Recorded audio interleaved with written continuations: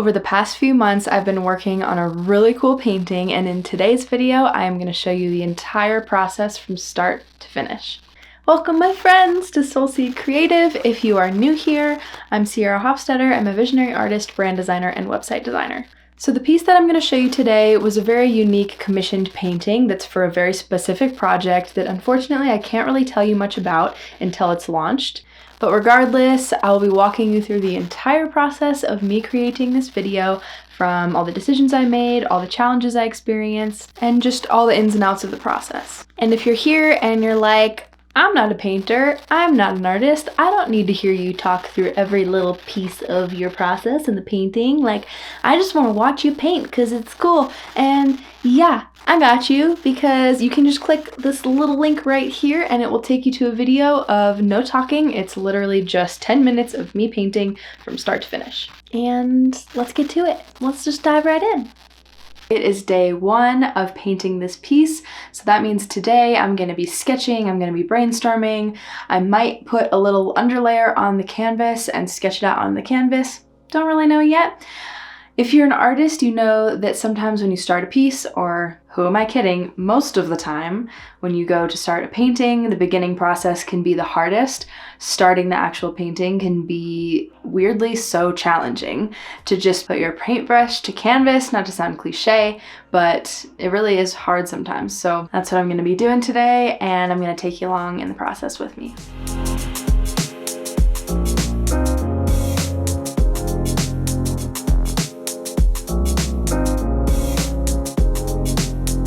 So I just did a really quick little ritual and ceremony to invoke creativity, to invoke guidance into the process of creating this painting. And I like to do something like this every time I start a new project, because the way I live my life and the way that I run my business and the way that I create my art is that I am a channel for the divine, and I'm a channel for higher visions to come through me. And so I can't really be completely running the process by myself if I want to create the types of things that I want to create.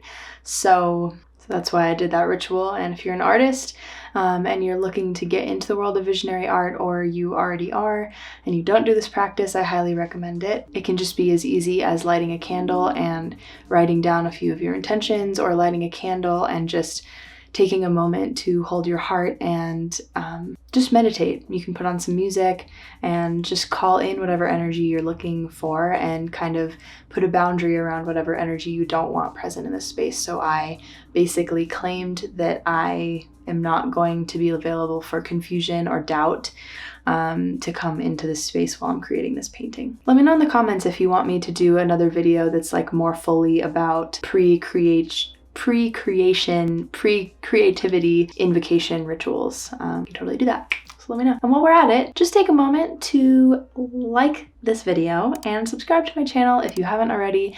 We're still at the very beginning stages of my channel, and obviously it's free to subscribe. You don't have to do anything. You just gotta click a little button. And if, of course, I don't want you to subscribe if you are not enjoying my content, but if you are, please do. It really helps me out, and it helps me reach more people, more like-minded people, and more people that I can help and inspire. And with that, I'm gonna get into some sketching.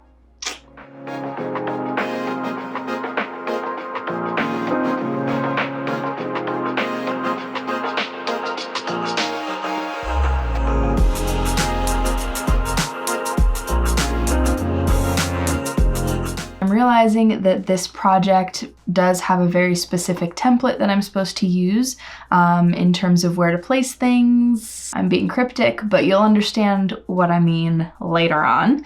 But for the meantime, I actually decided to switch on over to my iPad to sketch some stuff so that I can import the template and then just draw right over it, so I know exactly what I'm doing with my composition.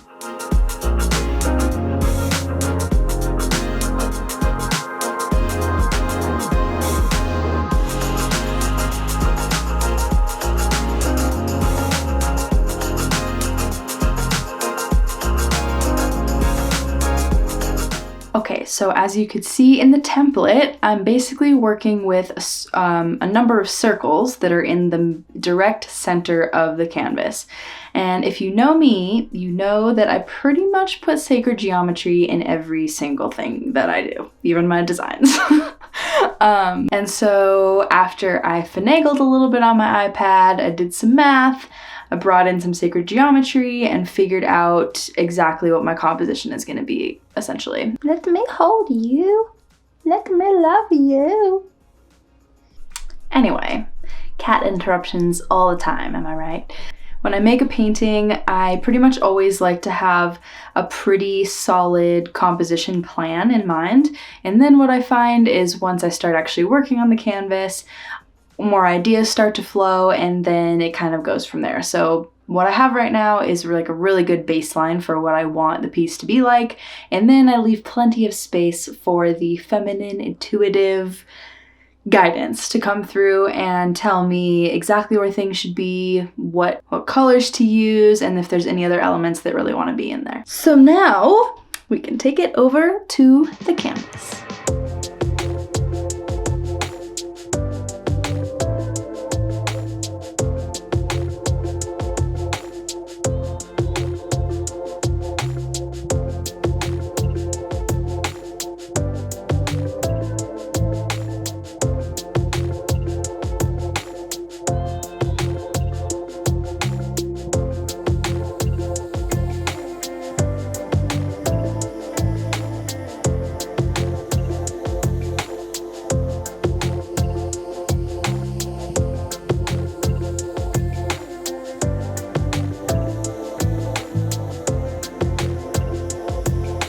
My goodness, I apologize for the lighting in here, but you know, it's winter. It gets dark so early, so we just gotta roll with it. But I did this color for first layer of the painting, one because it's completely, well, not completely transparent, but mostly transparent, so I can still see these lines that I've made. And the other reason I chose this color is because I know that this is gonna be a cooler painting.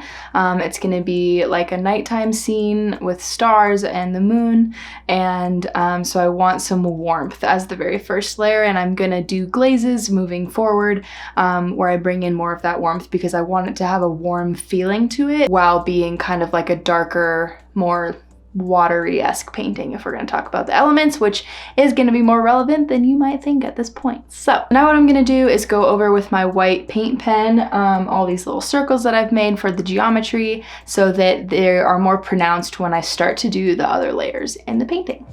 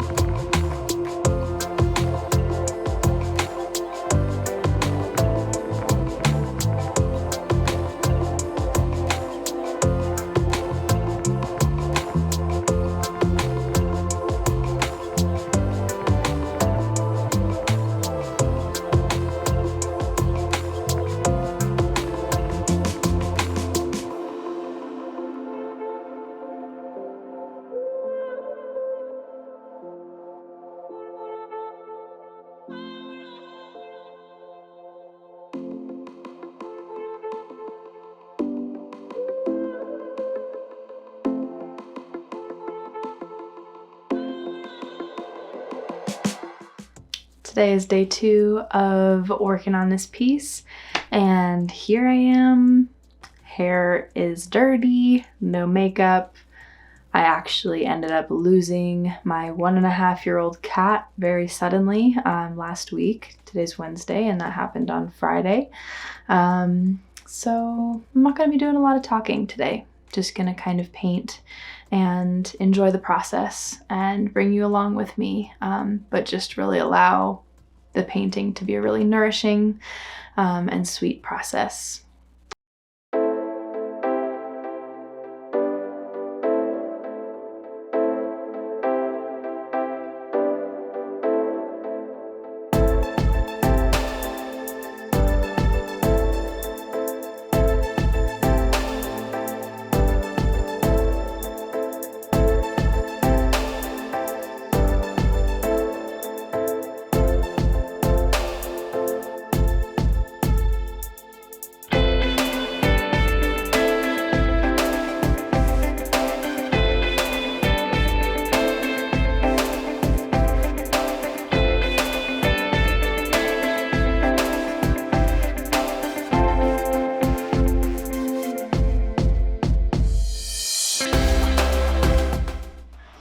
It is day 3, my friends, and I am really excited to keep showing you this process. I'm going to do a little bit more whites today on this piece, and then I'm going to go over it with another glaze, and we'll see how far we get. Hello my friends, we are back, and before I move on into the next progression of this painting, I wanted to just give you a little update. I lost some footage somehow from one of the glazes that I did on the painting. So basically, I left you where I left you, and here's what the painting looked like after I did the glaze. And then this is what the painting looks like now. So between these two, I didn't actually film any of the footage. And I'm gonna tell you why. Sometimes I'm just feeling tired, or like I really don't want to be on screen or worrying about different camera angles and setting up the lighting, and I just don't have that much time or whatever. There's just some days that I just don't feel like filming the process. And I know that about myself. I've been making art videos for a while on TikTok and Instagram and stuff. And I'm okay with that. And I hope that you are too. But what I'm gonna do is tell you what I did during the time when I wasn't filming. So this glaze that I did was a combination of alizarin crimson, which is like a cool red. It's like kind of a more muted, darker red color. I did a combination of that. I think I did ultramarine blue and then raw sienna. So I kind of did like raw sienna orange in the yellow in the middle, and then kind of like went from warm to cool out. So I did yellow, red, and then like blue on the outer edges to kind of, oh, and I think I put some magenta in there too. So I glazed like a multicolor glaze, and it kind of, as you can see, turned into this like rainbow vomit, as we call in the visionary art community. Thank you, Amanda Sage, for that phrase. I love it. And to be honest, I took off, like I didn't paint for a couple weeks because this happened. I actually went on a vacation. But anyway, I had a bit of artist block because it happens to me in a lot of paintings that I do where I get to this stage where it's like the rainbow vomit stage, and I'm like, oh my god, there's too many colors, I did too much, I messed up everything, and I just feel like a failure basically. And so usually when that happens, I take some space back from it and just wait until I'm ready to keep progressing on the piece. And the funny thing that happens is that when this rainbow vomit stage happens is usually right before the piece really starts to come together, which is so ironic, and I feel like such a symbol for life in so many ways. It's like you get to this point where you feel like you're messing up everything and you're like stuck and confused and bleh, and then you come out, you have the courage to come through that little transformation tunnel and alchemize into something that turns into a really beautiful thing. And so that happened, and now I'm really happy with where the piece is right now. I think the colors are gorgeous, and the colors are going to keep changing, but I'm just really happy with the depth that I'm starting to get. And so after I did this glaze, I basically went in with another layer of whites, which is what I didn't film. And the other thing I'll say is that what I'm starting to do on the piece is allow the landscape and the sun and the sacred geometrical wings to really come to the forefront.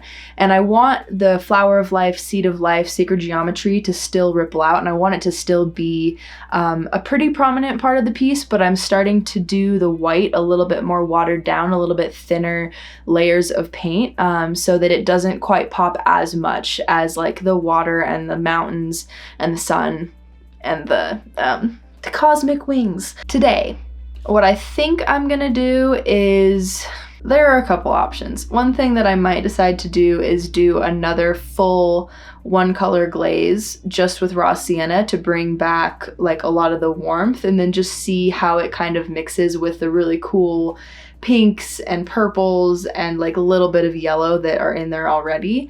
Especially because right now is this time in the piece where I start to think about what colors I want to be on the finished product. And I want it to be like red, orange, and yellow with hints of like that cosmic kind of purpley blue, cause one, that's my signature thing apparently. I'm just drawn to that usually. And then, yeah, but I want it to primarily be the warm, fiery colors because the element of this piece is fire. Little girl. Little girl. You want to say hi? Oh, baby. Oh, good girl.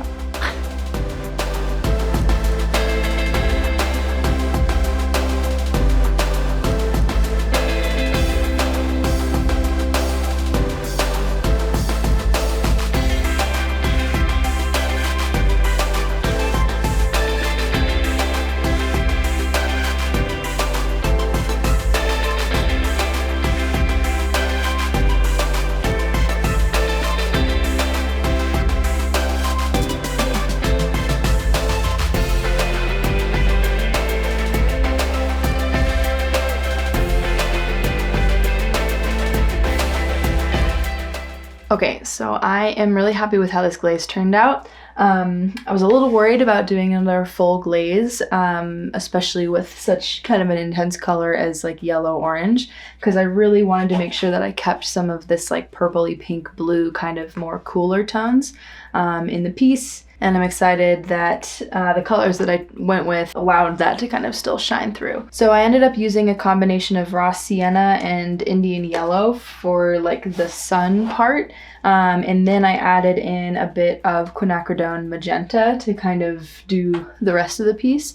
And I chose these three, one because they were the colors that I wanted, but also because these are all, especially this Indian yellow, is like a really transparent paint. And whenever you do glazes, you want to use transparent paints. Just a rule of thumb for all you painters out there who want to experiment with glazing and learn more about it.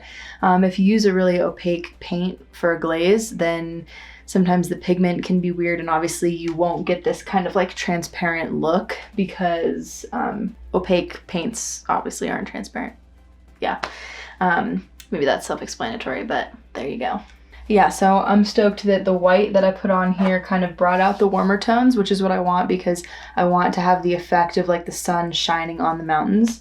And I think that will come through really nicely, especially as I start to brighten up the whites again and then do like spot glazing. So yeah, I don't think I'm not going to do another full glaze, just because I'm really happy with where the color is at right now and all the different kind of like tones from just doing multiple glazes. And I also kind of like how it's a little bit, it's obviously not a realism piece in the first place, but I really like how, I don't even know if you can like see it in this from the camera, but there's just kind of like, you can see little paint strokes, which sometimes I don't like having in pieces and sometimes I really do. So I like it in this one. The next steps are going to be to kind of do more details, like finish out the sun, do more details in the mountains and the water, and then obviously finish up this little sacred geometry little wing situation. And I'm really excited because soon I'll get to play with my gold paint, which it's just my favorite. It's so much fun.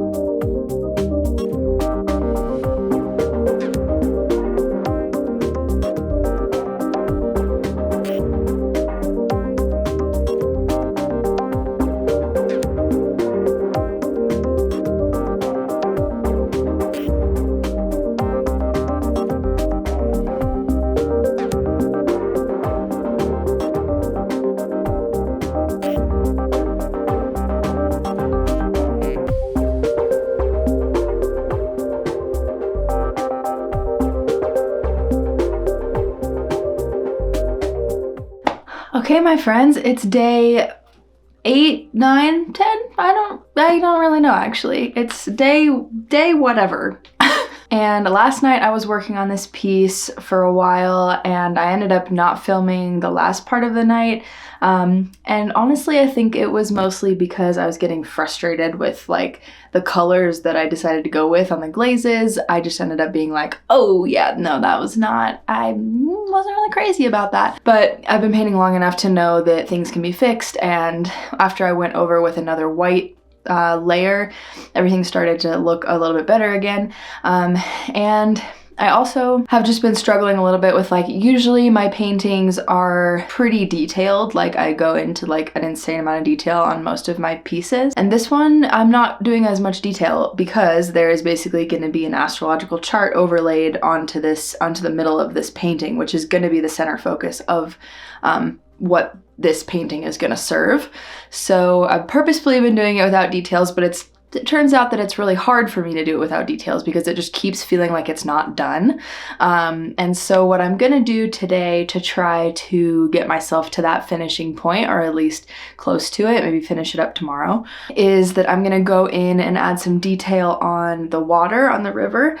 And I think what I'm gonna do is I want a little bit of contrast between like the orangey reds, and I wanna bring in some cooler tones just to kind of like make it pop a little bit more and just like complement those colors. And the color that was coming to me was like a turquoise green color, like deep blues but mostly turquoise, to be the watercolor, because I really love turquoise and orange together. I think there's this like very visionary quality to it. I couldn't tell you why, but I just really like them together. And I feel like it fits the vibe of this piece really well. So that's what I'm gonna do, and later tonight I'm gonna start doing some more details, maybe not more details, but adding some last final colors to I don't even know what I'm calling that. The wings, the sacred geometry bird, I don't really know. The phoenix. Duh. That's literally what I'm intending it to be. So the colors up there, I'm gonna bring in some of the turquoise from the water just because I feel like it'll complement the overall composition of the piece really well. But I also want to do some gold and keep a lot of the like orangey, yellow, pink, red colors that are already going on there. So yeah, I'm not gonna lie, I'm nervous to do the water, but we're just gonna go with it and see what happens. And hope that it all turns out wonderful and trust that it will turn out.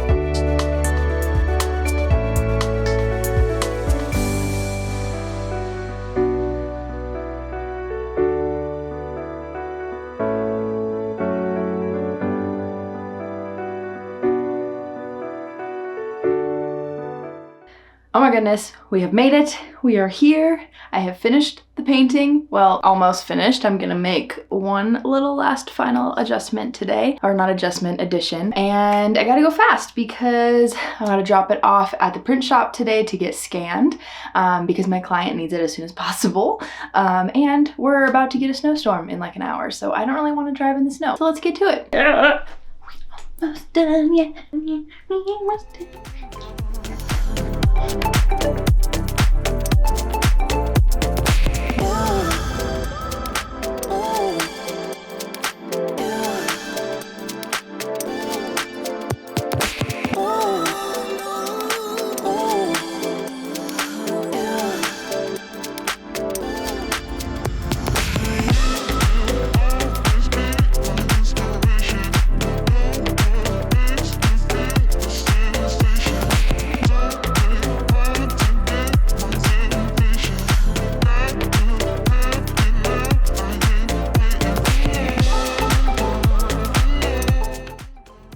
And there you have it, my friends. The piece is done, and I am so happy with the finished product. Not gonna lie, there were a few moments in there where it got a little sketchy, and I was like, oh, I ruined it. This is gonna turn out so bad. I'm gonna have to redo it. Blah, blah, blah.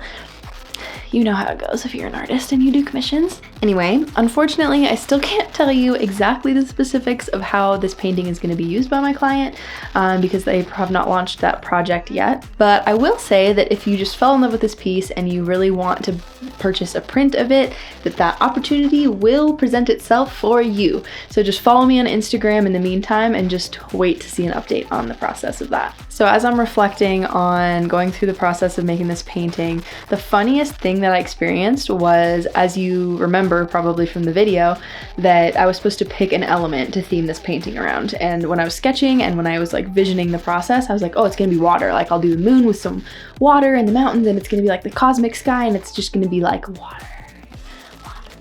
And then once I started painting it, once I put that first yellow glaze down, I was like, oh, I really like this. Like, I think I'm actually feeling the fire vibes. Like, it can be the sun instead of the moon. And then when I finished the painting and went to get it scanned and sent pictures to my client, I was like, it doesn't like have a fire vibe and it doesn't really have a water vibe either. Like, what do you think? And she was like, I'm getting air. And I was getting the same thing. And I asked a couple other people and they all thought the same thing. So yeah, I've decided that this piece embodies the element of air.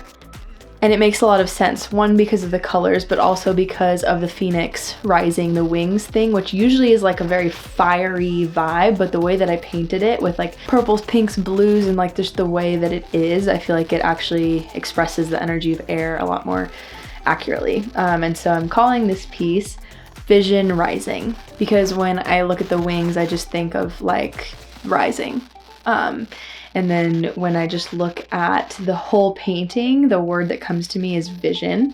I think it's because like there's something about the positioning of the wings that's like the third eye, and it just feels very expansive in that way, and it's kind of bridging between realities, and that's kind of what your vision does when you're visioning. And so anyway, Vision Rising is the name of the piece.